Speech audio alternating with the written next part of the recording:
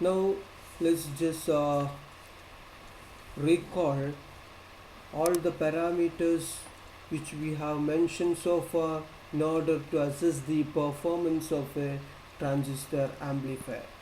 To discuss the performance of a transistor amplifier,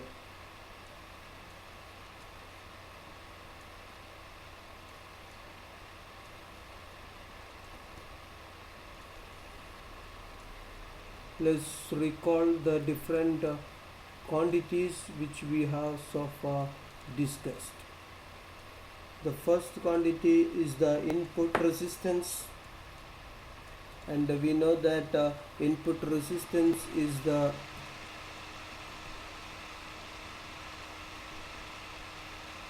ratio of the change in input voltage to change in input current, that is delta VBE divided by delta IB, that is change in base emitter, ratio of change in base emitter voltage to the change in base current is called input resistance of a transistor amplifier, whose value usually lies between 100 ohm to 1 kilo ohm is the practical way. When we are checking the transistor, we will connect the base emitter junction to an ohm meter, and if it reads between 100 ohm to 1 kilo ohm, we can say that the transistor base emitter junction is perfect or it is good. If otherwise, we can say that the base emitter junction is destroyed. Then the second parameter, definitely if first one is the input resistance, the second one will be the output resistance. The output resistance can be defined as the ratio of change in collector emitter voltage to the change in collector current. So delta VCE divided by delta IC, which is the output resistance is very high. It usually is greater than 100 kilo ohm. So to check this collector emitter junction, we will connect the collector base junction to the ohm meter. Remember that here we are connecting the collector base because it is the reverse biased terminal. So to check the whether a transistor is good or not, we will connect the collector base terminal of the transistor to an ohm meter, and if it reads greater than 100 kilo ohms or very high value, we can say that the transistor second PN junction, that is collector base junction, or the collector diode is okay. But remember that the output resistance of this amplifier circuit is the collector ratio of the change in collector emitter voltage to the collector current. Now the third parameter is the effective collector load.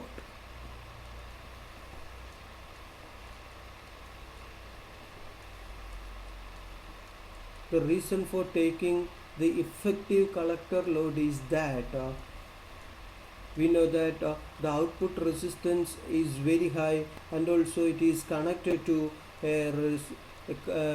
we also connect a collector resistance in the collector circuit. So the effective load will be the combination of this output resistance as well as the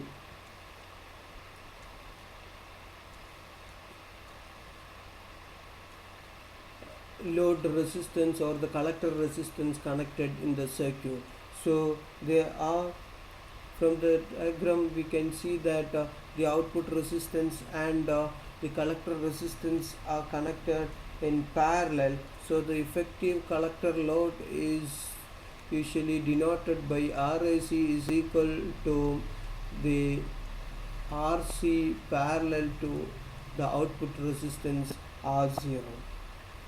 So you know that the combination, if they are parallel, it will be RC into R0 divided by RC plus R0. Usually the collector resistance, the value of the collector resistance which is to be connected in the collector circuit is few kilo ohms. In usually common emitter transistor amplifier, for our practical purposes we will connect it is around 1.2 kilo ohm, but R0 we know that it comes around 100 kilo ohm.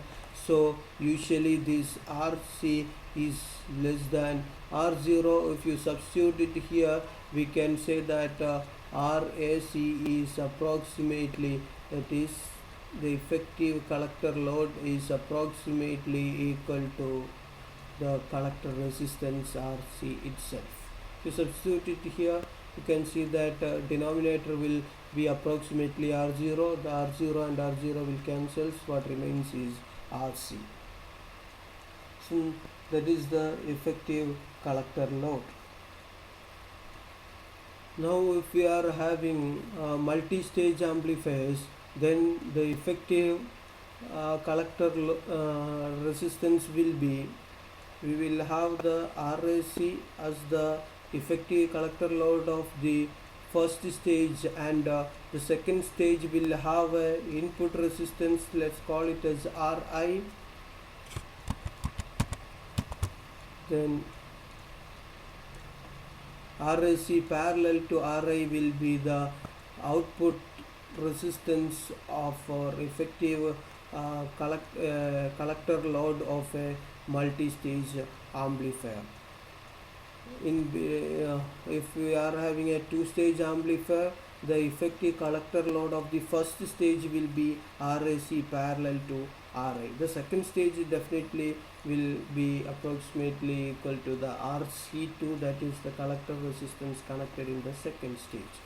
Those will be more familiar when we are doing with the amplifier circuits, single stage amplifiers and multi-stage amplifiers.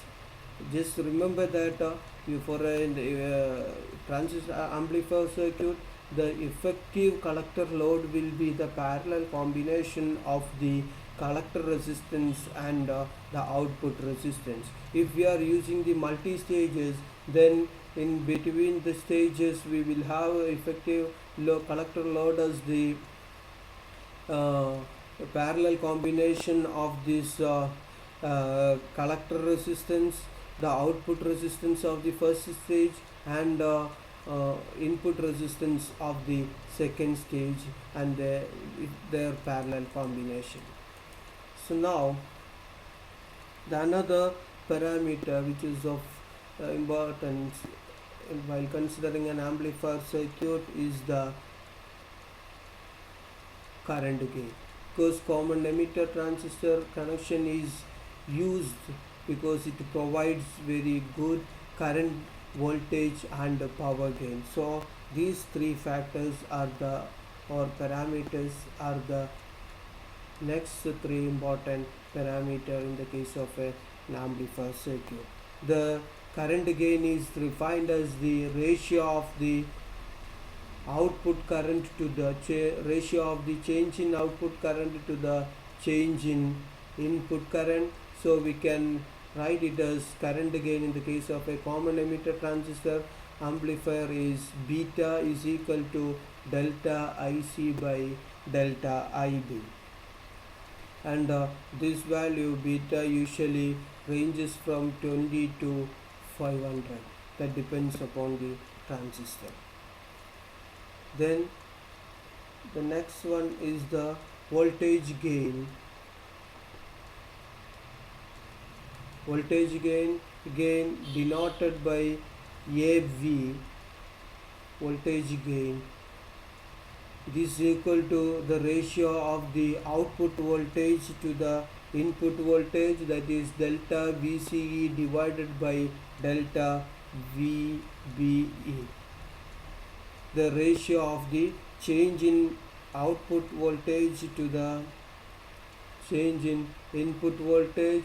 So it can be written as delta, voltage is the current into resistance, so output current is the delta IC into the output resistance is the effective collector load RAC divided by delta VB, that is the change in input voltage is the change in input current, that is delta IB into the, let's call it as RI, the input resistance.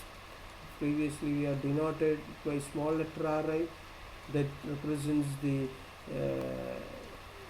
when AC signal is applied. Here it is for pure DC. Automated notation, that doesn't matter. So let's come to this one. Delta IC by delta IB is beta, so we will have a beta RAC divided by RI as the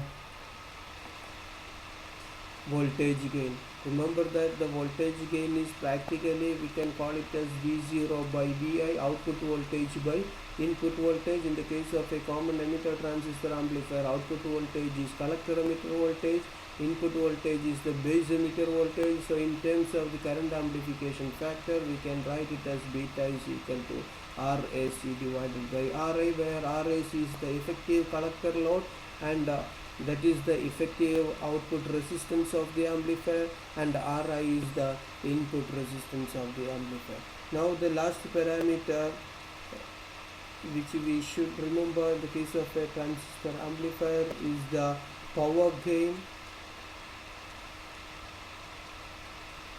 Power gain usually denoted by the letter AP, that represents the gain, and it is AP, which is equal to, you can directly write it as the ratio of the change in output power divided by, or output power to input power. Ratio of output power to input power, or output power divided by input power, will give you the power gain, that I can write like this: delta I in terms of the current, delta IC square, I square RAC divided by delta IB square into Ri.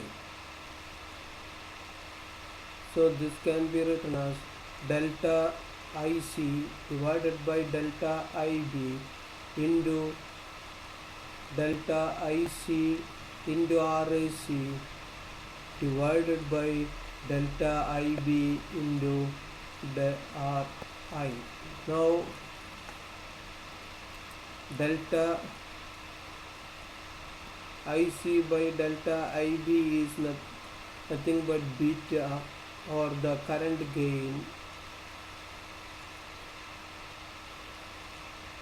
into delta IC RAC divided by delta IB Ri is nothing but the voltage gain. So power gain is obtained by the product of current gain and voltage gain. So that's all about the basics of transistor when it is used as an amplifier. Remember that in order to use a transistor as an amplifier, it should be in the active region. That means the base emitter junction should be forward bias, that is emitter diode should be forward bias. For that we should have a proper bias voltage in the circuit, and the collector base junction should be reverse bias. So for that we will have a voltage source VCC connected in the collector circuit. And if the transistor is not in the active region, it cannot be used as an amplifier, but when it is in the saturated region or cutoff, we can use this transistor as a switch in the case of in cutoff and saturation regions. Thank you.